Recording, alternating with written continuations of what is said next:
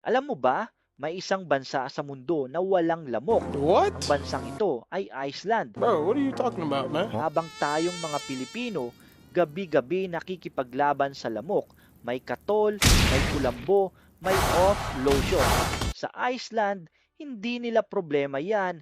Kahit kailan, wala silang permanenteng populasyon ng lamok. Pero Wow! bakit?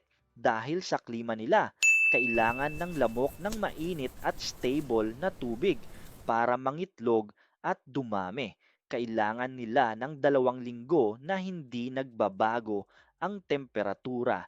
Sa Iceland, imposible yon. Sa isang araw, nagyeyelo ang tubig. Maya-maya, matutunaw. Tapos magyeyelo ulit. Umaga, winter. Tanghali, spring. Gabi, winter ulit. Kaya yung itlog ng lamok namamatay bago pa man mapisa. Hindi sila makabuo ng lahi. Nakakagulat pa, may 3 lamok lang ang nakita sa Iceland noong 1980s.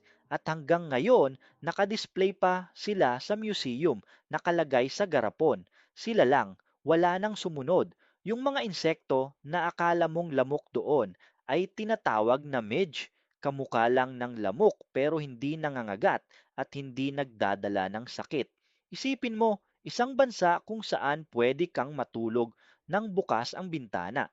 Pwede kang mag-camping, mag-picnic nang hindi nababahala sa kagat ng lamok habang tayo puyat sa kate. Kaya kung bibigyan ka ng pagkakataon, gusto mo rin bang tumira sa isang bansang walang kahit isang lamok tulad ng Iceland?